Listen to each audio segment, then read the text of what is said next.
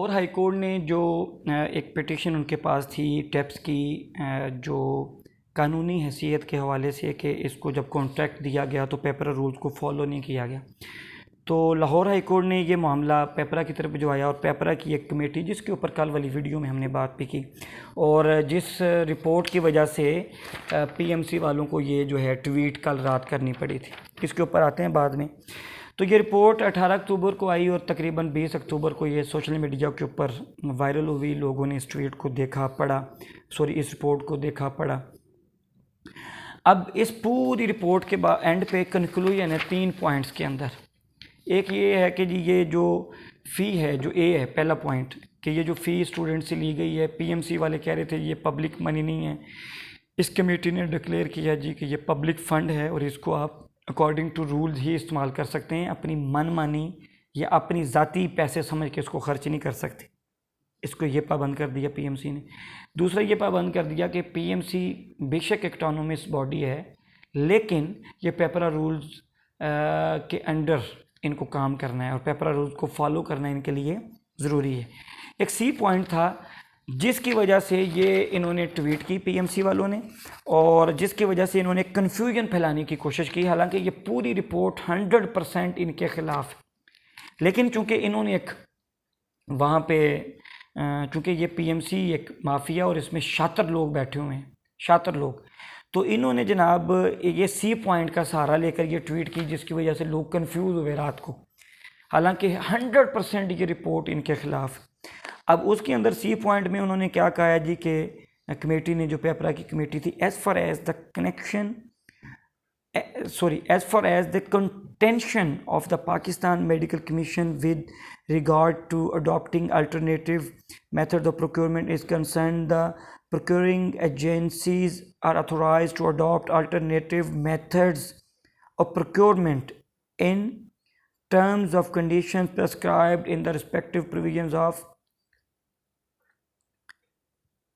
Procurement Rule 2004। और वो उन्होंने रूल भी बताए कि 42C का 5वां पॉइंट, 42D का 2nd पॉइंट और 42D का 3rd पॉइंट।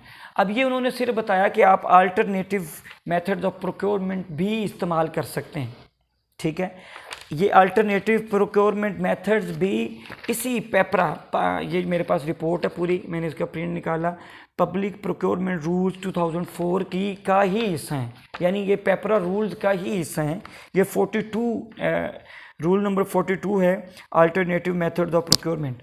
अब ये उन्होंने कहा जी कि आप अल्टरनेटिव मेथड यूज़ कर सकते हैं। हम वो जो अल्टरनेटिव मेथड्स इन्होंने इसमें लिखे, मैं भी आपको वो भी बताता हूँ। पीएमसी जिसके पीछे छुपने की कोशिश कर रही है, ये रूल्स और इनके सब पॉइंट्स पीएमसी के इस इकदाम को जायज़ करार नहीं देंगे और ये फ़ैसला अदालत ने करना है। और इन्होंने रात एक घबराहट में ट्वीट कर दी पीएमसी वालों ने, और ट्वीट ये की, the committee of PEPRA issued its order on the 18th of October 2021 in a matter referred to them by the Honorable Lahore High Court.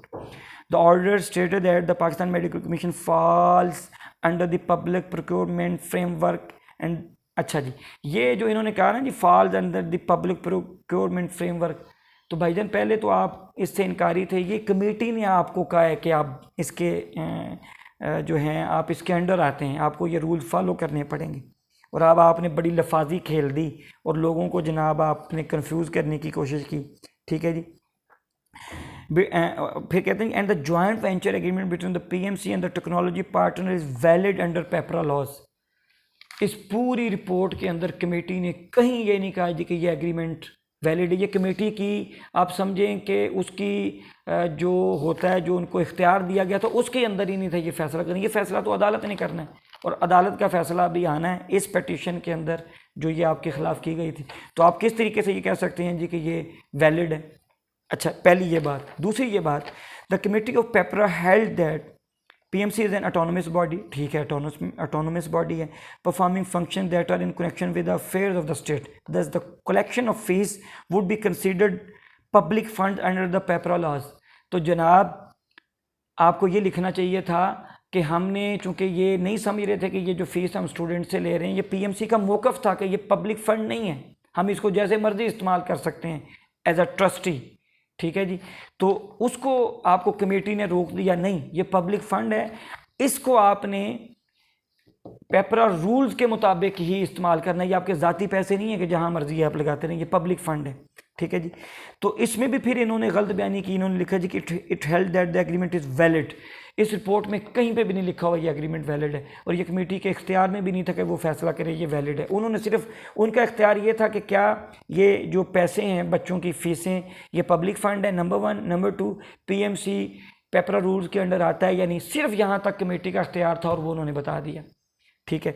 अब इसके अंदर उन्होंने कहा जी कि वैलिड है, ये कहीं पे भी नहीं लिखा, ये कमेटी का इख्तियार भी नहीं, और ये अदालत ने अभी कहना है। आप लोगों को मिसगाइड ना करें, मिसलीड ना करें, ठीक है। In terms of conditions prescribed in the respective provisions of the public procurement rule 2004, that is 42C का 5th पॉइंट, 42D का 2nd पॉइंट एंड 42D का 3rd पॉइंट, इनके ऊपर अब हम डिस्कस करते हैं। अब ये जो रिपोर्ट है पूरी, ये इंटरनेट के ऊपर अवेलेबल है, आप उसके अंदर आप लिखते हैं अगर पब्लिक प्रोक्योरमेंट रूल्स 2004, तो ये पूरी निकल आएगी। आप इसको निकाल के पढ़ें, नॉलेज वाली चीज़ें आपके पास होनी चाहिए। अच्छा, इसके अंदर 42 पॉइंट है, ये भी पेपरा रूल्स ही के पॉइंट्स हैं, ये अलग नहीं है पेपरा रूल्स से। पेपरा रूल्स में 42 पे है अल्टरनेटिव मेथड्स ऑफ प्रोक्योरमेंट, ठीक है जी। इसके अंदर अब जो उस रिपोर्ट के अंदर कहा गया कि जो अल्टरनेटिव मेथड्स हैं उसमें 42C का 5वां पॉइंट है, उसके तहत आप जो है अल्टरनेटिव मेथड्स यूज़ कर सकते हैं प्रोक्योरमेंट के लिए, ठीक है जी। अब वो क्या हैं? अच्छा जी, 42 का ये जनाब, और उसमें सबसे पहले देख लें कि 42 है अल्टरनेटिव मेथड्स ऑफ प्रोक्योरमेंट्स। उसका सबसे पहले हम C चेक कर लेते हैं, चूँकि ये 42C है, चूँकि ये 42 है शुरू में अल्टरनेटिव मेथड्स ऑफ C। तो C क्या है? ये कहता है जी डायरेक्ट कॉन्ट्रैक्टिंग। मैं सिर्फ आपको एजुकेट करना चाहता हूँ कि ये जो PMC वाले लोगों को मिसगाइड कर रहे हैं कि ये जी वैलिड है, ये कोई वैलिड नहीं है, अभी कोर्ट ने डिसाइड करना है, और ये जब मैं आपके सामने रखूंगा तो आप दूध का दूध पानी का पानी हो जाएगा, ये वैलिड है ही नहीं। ये पहले दिन से बेईमानी कर रहे हैं, पहले दिन से ये रूल्स की खिलाफ वर्जी कर रहे हैं, पहले दिन से ये ब्लंडर्स कर रहे हैं, जो कि अभी तक इनके ब्लंडर्स का सिलसिला जारी है। अच्छा, अब इसमें डायरेक्ट कॉन्ट्रैक्टिंग क्या है?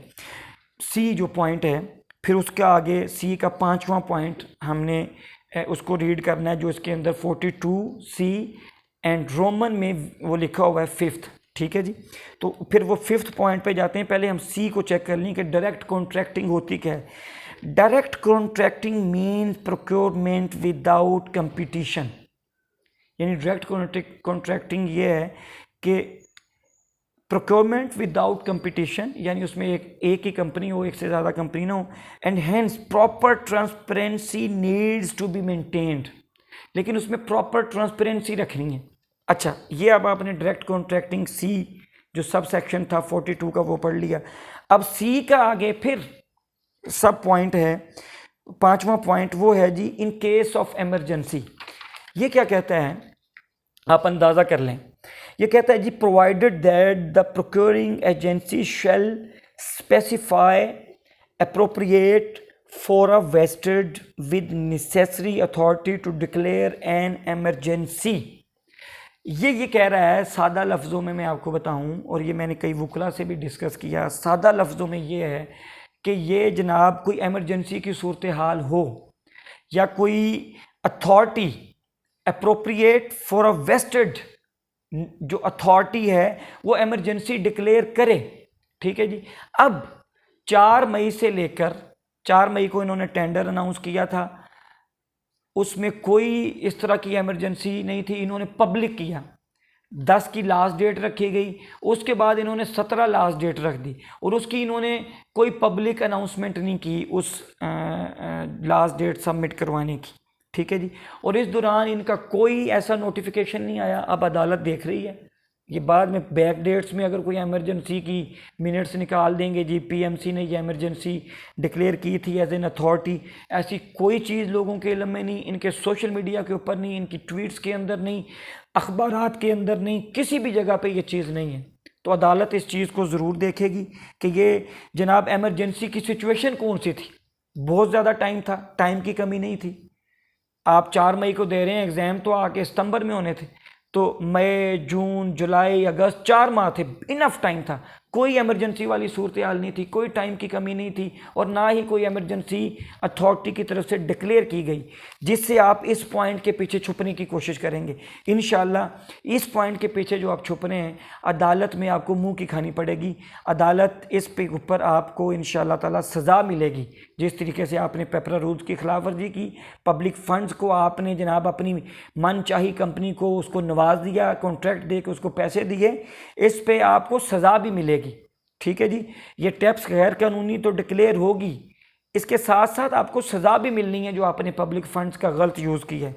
तो ये पहला पॉइंट तो ख़त्म हो गया जी कि कोई इमरजेंसी की सूरत हाल ही नहीं थी। तो फिर उसके अंदर आप इस पॉइंट के अंदर पेपरा रूल्स के 42 जो 42 रूल है उसकी सब सेक्शन सी के 5th पॉइंट के जो आप सहारा ले रहे हैं, ये इसके ऊपर अप्लाई ही नहीं होता, पहली बात। दूसरा जो पॉइंट है वो जी है जो रूल है 42D, उसका सेकंड 42 जो रूल नंबर 42 उसका जो सब है पॉइंट डी, और उसका भी नीचे सब जो सेक्शन है वो 2, वो क्या कहता है? वो ये कहता है जी for technical or artistic reason or for reasons connected with protection of exclusive rights or intellectual property, the supplies may be manufactured or delivered only by a particular supplier। सबसे पहले चूंकि जैसे मैंने सी को पढ़ा था, सी था जी डायरेक्ट कॉन्ट्रैक्टिंग, जो सी का 5वां पॉइंट पढ़ा था। अब डी पे जब इस पॉइंट पे सेकंड पॉइंट पे आने से पहले डी जो उसका 42 का सब सेक्शन है डी, वो कहता है निगोशिएटेड टेंडरिंग क्या चीज़ है। अब निगोशिएटेड टेंडरिंग आप चेक कर लें। A negotiated tender is effectively a single stage tender carried out between the client and just one contractor. Thus, negotiated tenders are obtained by the client inviting one contractor of their choice to submit a tender response for the project। ये होता है जी negotiated tendering कि अपनी choice के आप एक बंदे को बुलाएं, एक कंपनी को बुलाएं और उनको जनाब आप जो है वो टेंडर दे दें। अच्छा, लेकिन उसके लिए आगे शराइत हैं। इन्होंने कहा है जी कि 42D का आगे सेकंड पॉइंट वो क्या है? वो ये कहता है कि आप ये निगोशिएटेड टेंडरिंग उस वक्त कर सकते हैं कि जब सिर्फ एक ही कंपनी हो, the supplies may be manufactured or delivered only by a particular supplier, यानी सिर्फ वो सर्विसेज वो एक फर्म ही देती हो, तब उस सूरत में आप ये कर सकते हैं कि सिर्फ उसी को बुलाएं। ठीक है, अब इन्होंने तो जब 4 मई को ये टेंडर दिया, 14 कंपनीज ने अप्लाई किया, और ये जो टैप्स है ये तो बिल्कुल नो वार्ड है, ये तो SCCP में भी बाद में जाकर रजिस्टर हुई है। इसके पास तो लॉजिस्टिक्स नहीं थी, इसके पास तो अपना, आपने उसमें लिखा था अपने टेंडर के अंदर से 3 से 4 हज़ार कंप्यूटर्स का आपका 20 शहरों के अंदर ज़बरदस्त निज़ाम हो, और ये टैप्स कंपनी का तो अपना इंफ्रास्ट्रक्चर ही नहीं, इनका कंप्यूटर बेस्ड सिस्टम ही नहीं। इन्होंने जनाब 20 शहरों में या इन्होंने जो मैरिज मार्कीज़ थी वो इन्होंने रेंट पे ली, या मुख्तलिफ प्राइवेट कॉलेजेस की बिल्डिंग्स इन्होंने रेंट पे ली, और उनके अंदर भी इन्होंने टैबलेट्स रखी, और उनके अंदर भी जनाब जो इनका इंफ्रास्ट्रक्चर वो सारा जब PMC ने पैसे दे दिए टैप्स को, उसके बाद इन्होंने परचेज़ किया और उसमें से इन्होंने पेमेंट्स की और उसमें से इन्होंने सारी परचेजिंग की। तो ये कहना इस पॉइंट का, ये जो 42D का सेकंड पॉइंट है कि जी ये सिर्फ एक ही फर्म वो सर्विसेज देती हो, तब आप जो है उसको अकेली को बुला के उसे टेंडर दे सकते हैं। तो जब आपको 4 को आपने किया और 10 तारीख रखेगी, 14 कंपनियों ने किया था, तो आप इस पॉइंट के पीछे भी छुप नहीं सकते। इंशाल्लाह अदालत इसका भी फैसला करेगी। उसके बाद जो इन्होंने अपनी ट्वीट में भी लिखा और इस रिपोर्ट के अंदर भी है, वो है इसी 42 जो रूल नंबर 42 है उसका सब सेक्शन डी का पॉइंट नंबर 3, यानी ये जो निगोशिएटेड टेंडरिंग है, sub section D negotiated tendering, जिसके बारे में मैंने पहले आपको बताया, इसका तीसरा पॉइंट क्या है? इसका तीसरा पॉइंट ये है, for reasons of extreme urgency brought about the events unforeseeable by the procuring agency, यानी ऐसे हालातों, गैर मुतवक्के हालात, उनके अंदर आप ये कर सकते हैं, अर्जेंसी वाले गैर मुतवक्के हालातों, the time limit laid down for open and limited bidding methods cannot be met. यानी ऐसे हालात हों जो अर्जेंसी वाले हालात हों और गैर मुतवक्की हालात हों और टाइम ना हो कि आप उसके अंदर जो है वो बिडिंग का पूरा प्रोसेस कर सकें, तो ऐसी तो कोई बात ही नहीं थी। ठीक है जी, 4 मई को आपने टेंडर दिया और 4 माह के बाद जाके एग्ज़ाम होना था, तो 4 माह इनफ टाइम है किसी भी प्रोसीजर को शुरू करने का और उस प्रोसीजर को निपटाने का। तो आपका ये जो रूल नंबर 42 का सब सेक्शन डी का 3rd पॉइंट भी आपको जनाब फेवर नहीं दे रहा, जो आपने जिसकी बेस पर ये झूठ बोला, कल झूठ बोला कि इस पेपरा की कमेटी की रिपोर्ट के अंदर इसको वैलिड कहा गया है। किसी एक जगह पे भी वैलिड नहीं कहा गया, ये अदालत ने फैसला करना है। अब मैंने सारी चीज़ें आपके सामने जनाब खोल के रख दी हैं। ठीक है, ये 3 रूल्स, ठीक है जी। 42C का 5वां पॉइंट वो क्या कहता था, वो ये कहता था जी कि एमरजेंसी हो और वो कोई अथॉरिटी जो है यानी अप्रोप्रिएट और फोरा वेस्टेड यानी बाख्तियार अथॉरिटी एमरजेंसी डिक्लेयर करें, कोई एमरजेंसी डिक्लेयर नहीं हुई थी। ये पॉइंट भी आपका गया जिसके पीछे आप छुपने की कोशिश कर रहे थे। 42D का 2nd पॉइंट, डी है निगोशिएटेड टेंडरिंग। ठीक है जी, उसमें यह था कि सिर्फ एक ही फर्म ये सर्विसेज देती हो, तो वो टैप्स तो वो फर्म का पहले नामो निशान ही नहीं था। 14 फर्म्स ने, 14 कंपनीज ने आपको जनाब अपनी बिडिंग जो थी वो सबमिट की थी, आपने उनको नज़रअंदाज करके एक और कंपनी को कर दिया। तो ये जो 42D का 2nd पॉइंट है ये भी आपको फेवर नहीं करता। और 42D यानी rule number 42 sub section D और उसका डी का पॉइंट नंबर 3 वो ये कहता है कि जनाब कोई ऐसी रीज़न्स होनी चाहिए इस तरह का टेंडर देने के लिए, इस तरह का कॉन्ट्रैक्ट करने के लिए कि कुछ ऐसे इवेंट्स हो जाएं और अर्जेंसी की ऐसी सिचुएशन हो और ऐसे गैर मुतवक्के हालात पैदा हो जाएं कि टाइम आपके पास कम हो। ठीक है जी, टाइम आपके पास कम हो और आप नॉर्मल प्रोसीजर को फॉलो ना कर सकें। तो जनाब आली आप अपने हर इकदाम में खुद ही फंसे हुए हैं। आपने 4 मई को खुद ही जो है जनाब एडवर्टाइजमेंट की थी इस टेंडर की, और जिसके लिए 14 कंपनियों ने यह किया था। तो कोई अर्जेंसी वाले हालात नहीं थे, कोई अनफोर्सिएबल हालात नहीं थे। ठीक है, तो आप अपने हर मामले में खुद ही फंसे हैं।